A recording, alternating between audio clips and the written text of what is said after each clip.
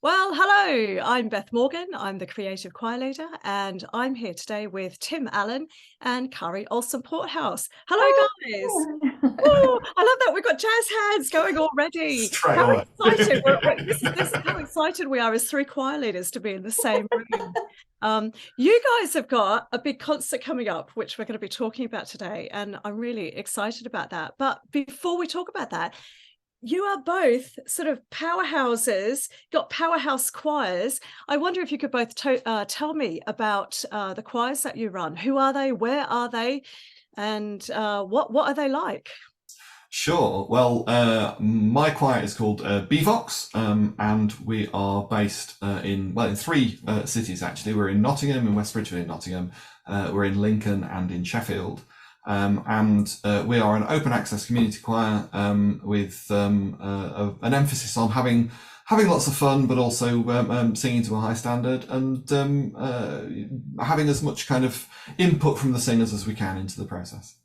That sounds incredible. So input from the singers. So how would you get that? Do you ask them what kind of songs they like singing, and then you Yeah, I arrange mean, pretty much all of our programs are made up of songs that have been suggested by our singers. We have people suggest the kind of things that they want to sing, and if it's something which we can make work, then we do.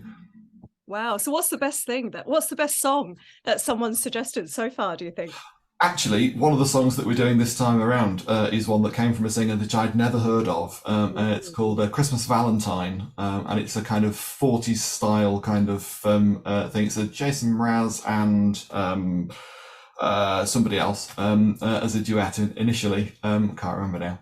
But it's such a fun song, and I'd never heard of it before, and one of the singers just popped it in as a suggestion, and it's made its way into the concert.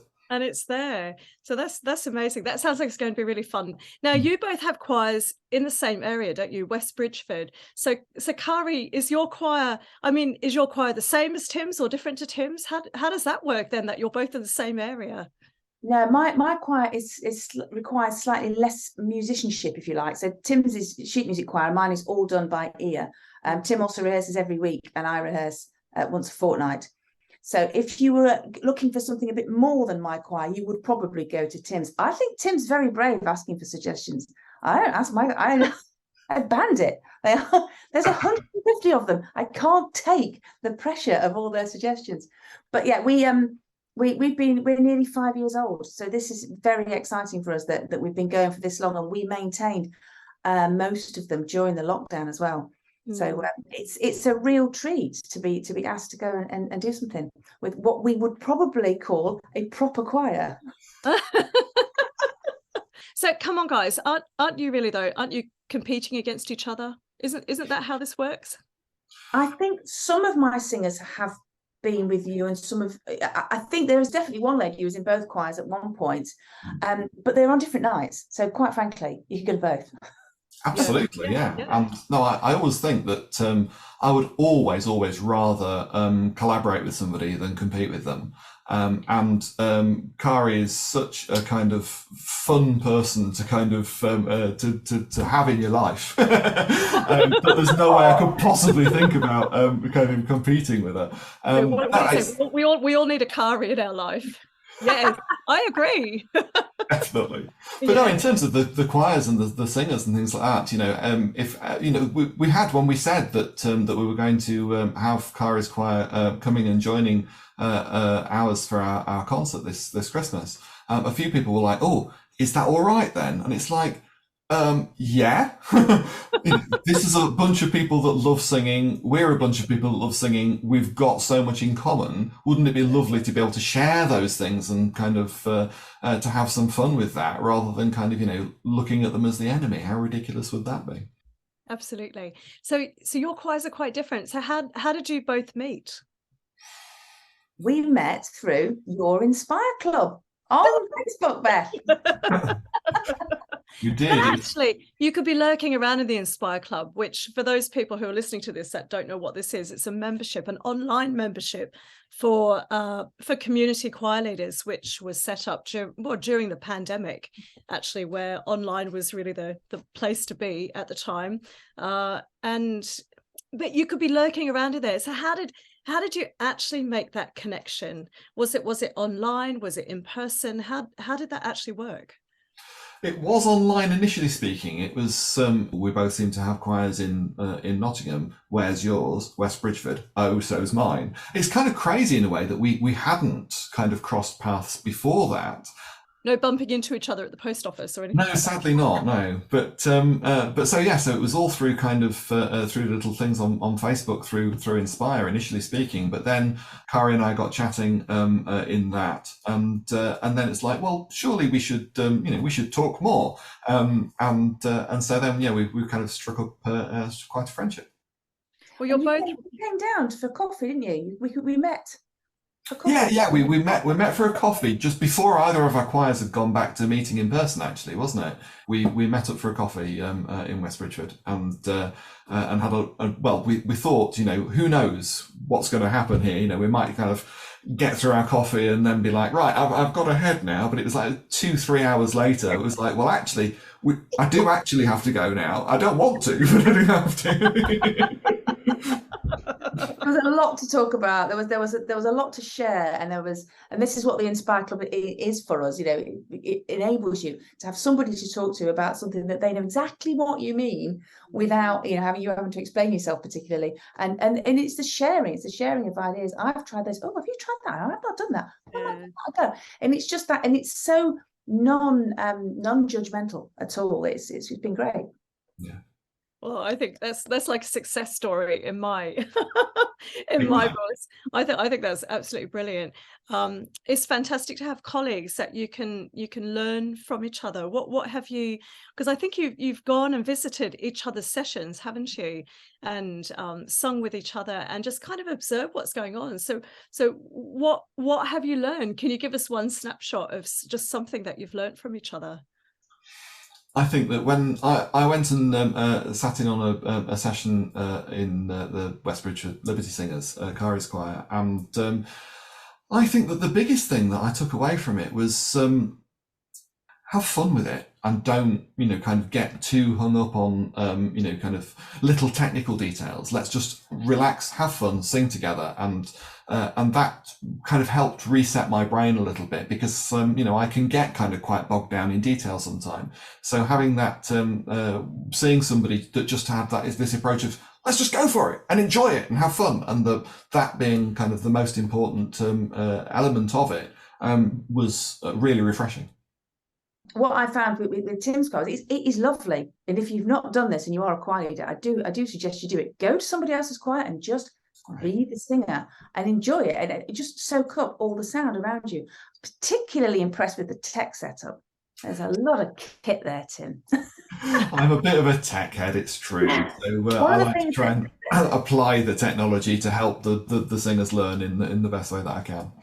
One of the things you did that I intend to do in the future was you made very basic recordings there and then played them back to the singers there and then.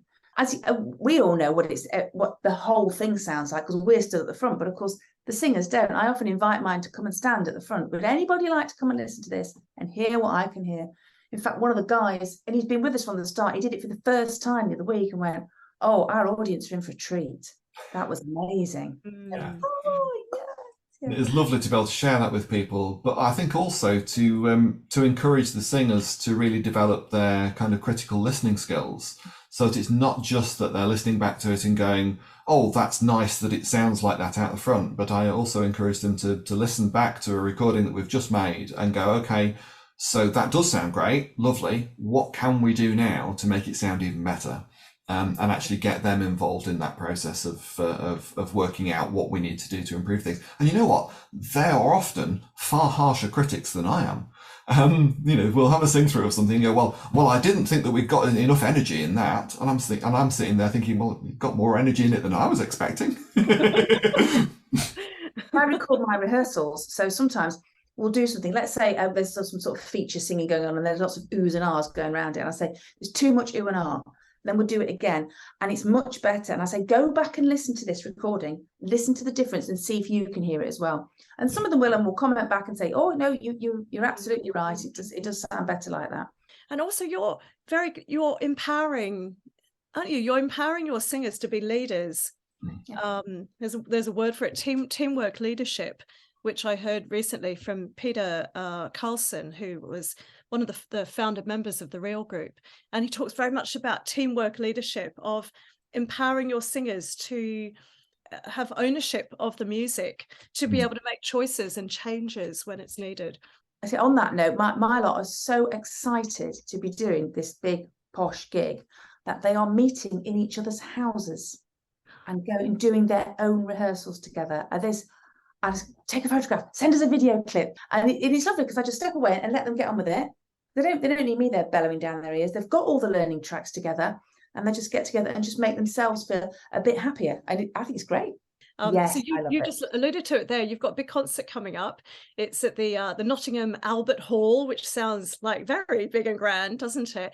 So tell us about the collaboration. Tell us about the concert coming up. Well, it's the Nottingham Albert Hall is a lovely venue in Nottingham. BeVox perform there reasonably regularly. We're normally there about once every 18 months. But this time around, after having met Kari online and having met up, gone to see her choir, she'd seen my choir, I thought, natural next step, come and sing with us. So for our big concert at Christmas time, which is going to be on Sunday, the 18th of December, in the afternoon, we thought it would be really lovely to get the West Bridgford Liberty Singers to come and be our guest choir as part of it. So we're going to be there's a good 130, 140 of us. There's about 80 or so of the Liberty Singers that are taking part, aren't there, this time around? So we should have about 220 singers on stage. So it will make my goodness, what's that going to be like? Are you excited? And what's that going to be like, getting all those singers on stage? It's going to be epic, to be frank. It's happy when they're actually on the stage. The getting to the stage. Getting them on and off the stage. that's going to be a nightmare. But yeah, once they're all on the stage and are singing, it's going to be something quite special.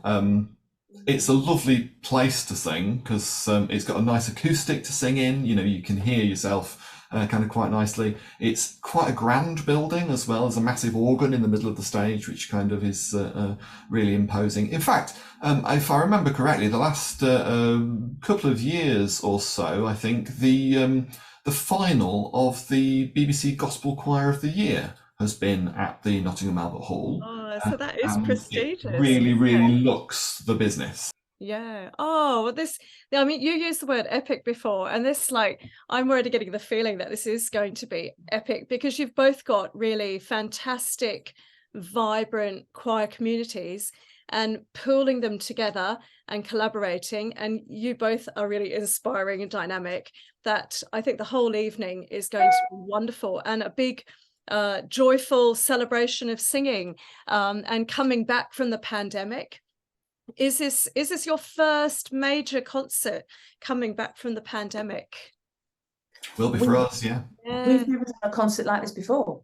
So this is kind of fantastic. Yeah. And I think from kind of on behalf of all the singers, I've got to say thank you for keeping your choirs going through the pandemic, because you kept it going for a long time. And like what you were saying, because you've got larger choirs, it was trickier to go back, and for all sorts of reasons to go back.